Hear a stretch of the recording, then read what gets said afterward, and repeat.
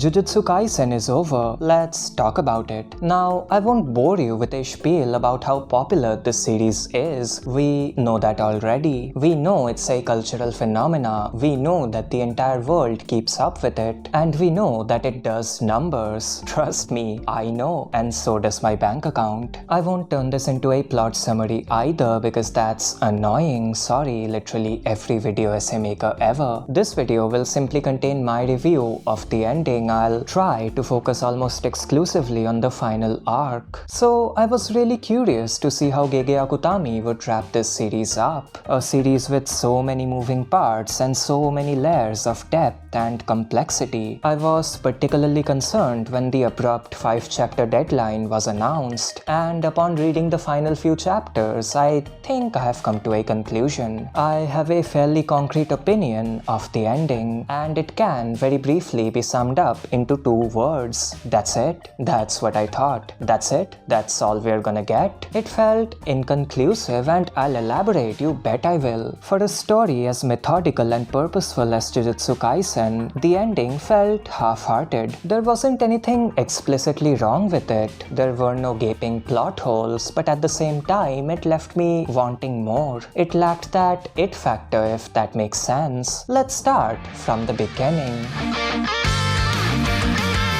No, not that beginning. Who do you think I am, pyrocynical? Let's start with Gojo versus Sukuna, which in my humble opinion, and I don't want to exaggerate, is the single greatest fight in all of anime and manga. Now, it's very easy to go blow by blow through the fight and spam words like aura or fraud, but the most annoying Twitter accounts you follow have done that already. I want to focus on the thematic aspect of the fight. Yes, it's one of those videos. Everything in this story has led to Gojo vs Sukuna, and I mean everything. Gojo and Sukuna don't just represent themselves, they represent 2 conflicting worldviews. I know I'm talking in riddles, but I'll explain. In a sense, Sukuna is a true sorcerer. He values strength over all else. His techniques are simple but extremely powerful, and he couldn't care less about anyone else. Gojo is the exact opposite. Despite being strong, he still plays along with the rules of Jujutsu society. His techniques are extremely complicated, and he does care about other people. These 2 fighting is effectively the same thing as a clash between Jujutsu itself and the modernized version of it. I won't delve into Gojo's character all that much, as we know a bunch of stuff already thanks to the hidden inventory arc, but very briefly, the crux of his character is isolation, visually demonstrated by his ability, which literally makes him untouchable. Very subtle, Gege, very subtle. He is far above everyone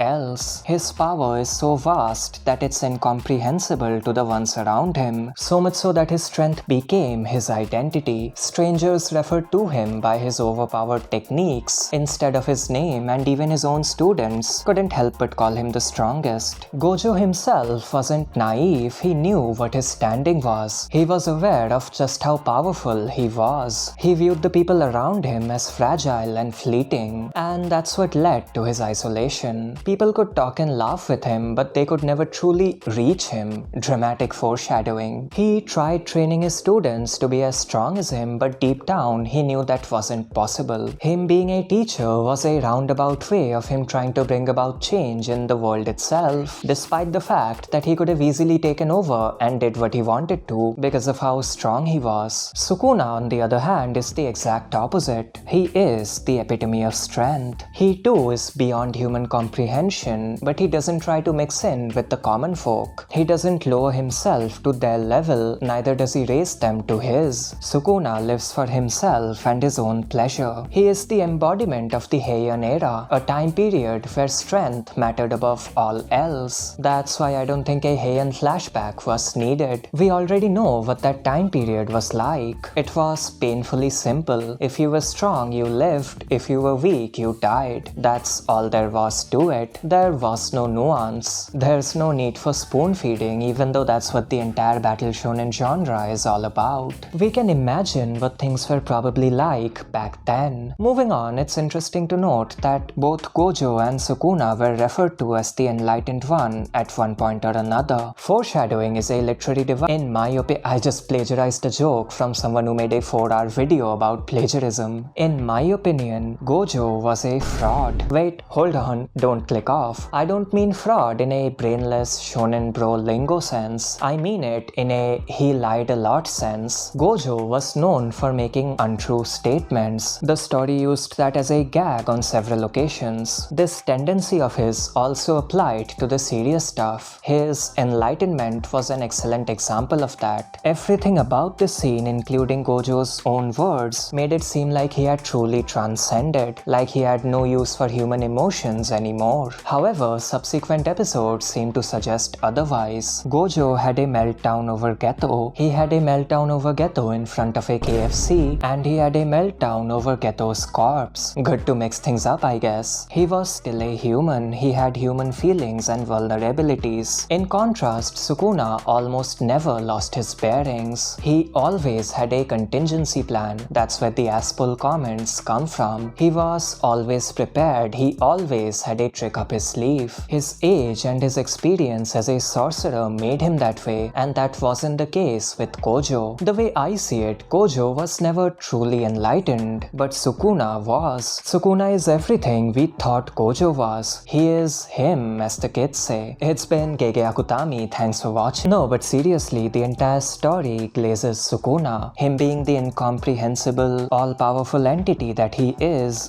one of the main aspects of the plot. Sukuna is truly the enlightened one, while Gojo is basically a punk who announced his own alleged enlightenment to the world. He lied, just like he lied when he said he'd win against Sukuna, and when you look at it that way, the outcome of the fight becomes obvious. An unenlightened entity or a monkey going up against an enlightened entity or Buddha, that sounds familiar. Yup, this was basically a rehash of Gojo versus Toji, but the tables were turned. Gojo was now in Toji's position. He was the challenger. This is further illustrated by Gojo literally wearing the same outfit as Toji. Again, very subtle. Also, yes, this was a lie. I'm starting to think Gojo has a lying problem, although it's not as serious as his "my body has been split in two" problem. Just like Toji, Gojo got several hits in but was ultimately defeated by an attack he couldn't even comprehend. Sukuna's final slash was so out of this world that neither Gojo nor us, the readers, could see it coming. Think about it, we never saw the attack make contact with Gojo, we just saw the aftermath. The attack was explained to us and only then could we understand what happened. Yes, even Gojo getting off-screen held symbolic meaning. That's the level of writing we are working with here. Sukuna's final attack against Gojo cut through his infinity. Up until now, people bypassed his technique through cheap tricks. Toji, for example, used the inverted spear of heaven, but Sukuna literally cut through his infinity, the same infinity that was symbolic of his isolation. And in that manner, Sukuna truly reached Gojo. And yes, that means exactly what you think it means. Gojo has a new boyfriend. While Sukuna reached Gojo, Gojo couldn't do the same. He wasn't strong enough to shake Sukuna's bulletproof worldview. Sukuna understood him, but he couldn't fully comprehend the entity that Sukuna was. This was a change for Gojo, who usually was the incomprehensible one. This is such a thematically strong fight. And that wasn't all of it. There's more nuance, more bits of storytelling, there's more depth that can be explored, and I'm sure many have done so already. I, however, need to move on. Everything I talked about up until now was the thematic, pretentious part of the fight. As always, I'm doing justice to my channel name. The actual events of the fight were incredible as well. The back and forth nature, the way it systematically deconstructed and rebuilt the already phenomenal power system, it was absolutely perfect. I'm sure there are plenty of videos analyzing each attack, so I won't get into that. And with that, the fight ended. Gojosatoru died, and his death served as the entryway to the real final fight, one between Sukuna and literally everyone else. Seriously, even what's his name and who's that again showed up. That was a joke by the way, I love Miguel. And this is where things start to get shaky. I think the Gojosukuna fight was absolutely perfect. I think the Culling Games arc, despite being a bit inconsistent, had plenty of highlights and served as an excellent build-up. And of course, I think the Shibuya arc was phenomenal. Gege had a perfect track record up until now, and the final fight started off strong. That signature breakneck pacing, the same pacing the Shibuya arc used to perfection, was back. The stakes were extremely high, the power system was being utilized perfectly, everything was going well. I did think that Kenjaku's demise was quite underwhelming, but I liked the unique exchange between him and Takaba, and I was fully on board the Sukuna train by that point, so I didn't really care. I loved the Higurama scene, I loved the way Choso went out. I thought Yuta taking over Gojo's body was genius because it made sense. It made use of well-established rules and techniques, so it felt deserved. And it fit into the overall theme of our main characters becoming monsters in order to win, much like Gojo. Things were going great, and then, I don't know, it just fell flat. And allow me to speculate for a second. If chapter 271 was indeed the ending, more about it in a second, I think Gege simply wanted to get it over with. I think he had lost interest in his own work. That's the only possible explanation. Gege has always been a spontaneous author. Jujutsu Kaisen might come off as basic and easy to access, but if you really think about it, it's quite deranged. Gege doesn't really care about the reader's emotions, or more accurately, he likes playing with them. He is not afraid to spring things on us, but if you look hard enough, you'll find purpose. Gege might be a loose cannon, but the things he decides to do always seems to work, both in the short and the long run. His writing style is chaotic, but at the same time, it's calculated. There's meaning to be found no matter where you look, but the last few chapters seem to lack that sense of purpose, which is why I made that guess about Gege wanting to get it over with.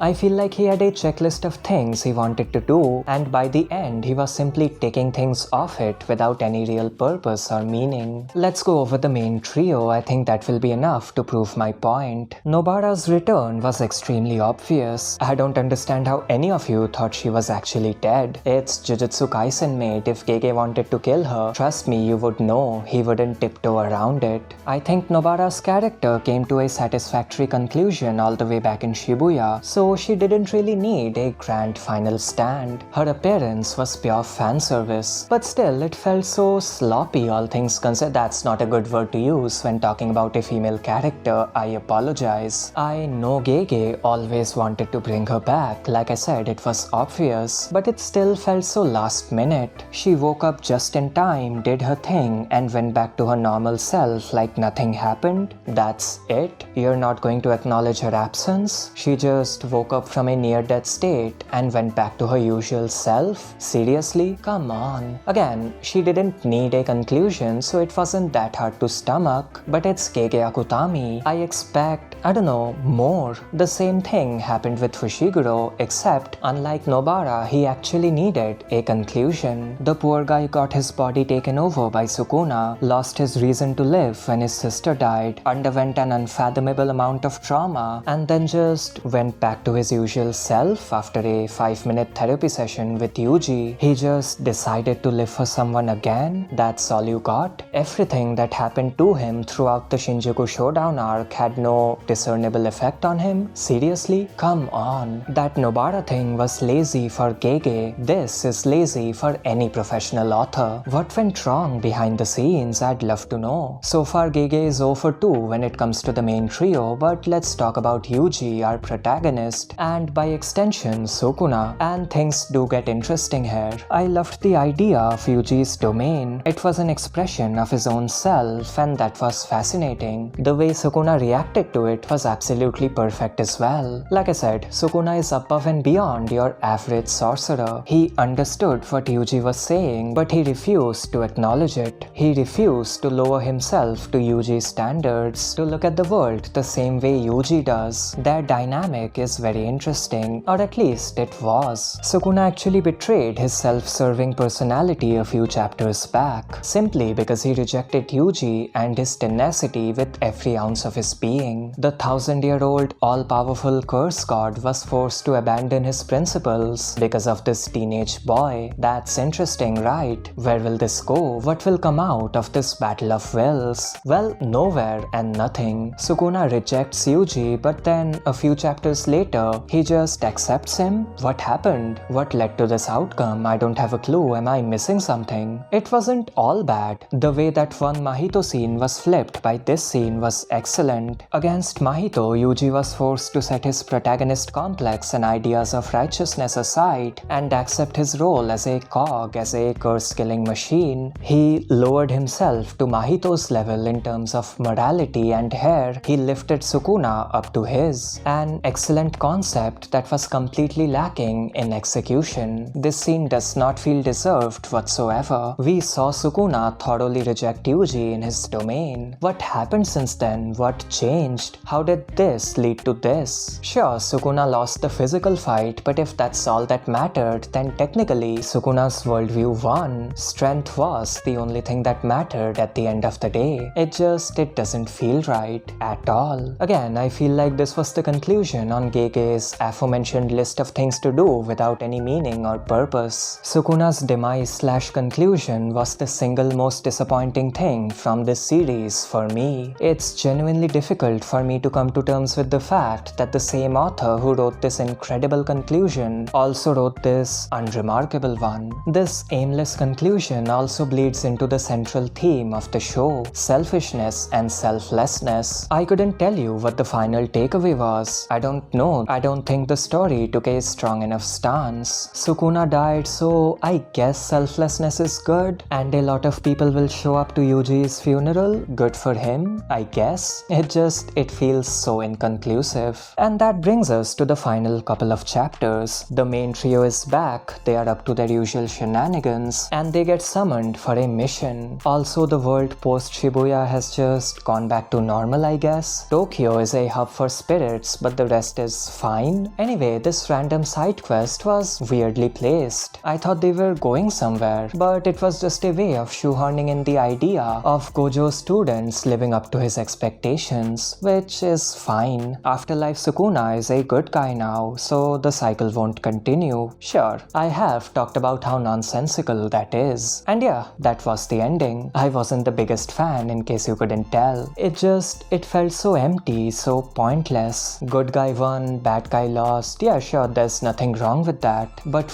I expected more from Jujutsu Kaisen. It almost feels like this is not the end. I don't think they've announced any possible sequel, and I think it's unlikely. But I don't know, I'm just coping. I will say this, it's very easy for us fans to get carried away. I do not think the ending was bad, I just think it wasn't particularly good or interesting. Also, I do need to mention something. Jujutsu Kaisen is not one of those shows where the ending significantly alters the rest of the story. An underwhelming ending doesn't change the fact that the story is still phenomenal. The power system and world building is still one of the best in the genre/demographic. The characters, especially the likes of Gojo, Geto, Yuki, Maki, and a few others, are still excellent. The hidden inventory arc is still a fantastic deconstruction of the world and society. The Shibuya arc is still the single greatest battle shonen arc, and Gojo vs Sukuna is still the greatest fight in the medium, in my opinion, of course. All of those things are still true. A few overall thoughts. Jujutsu Kaisen is a show that never insulted my intelligence. It never took the naive way out.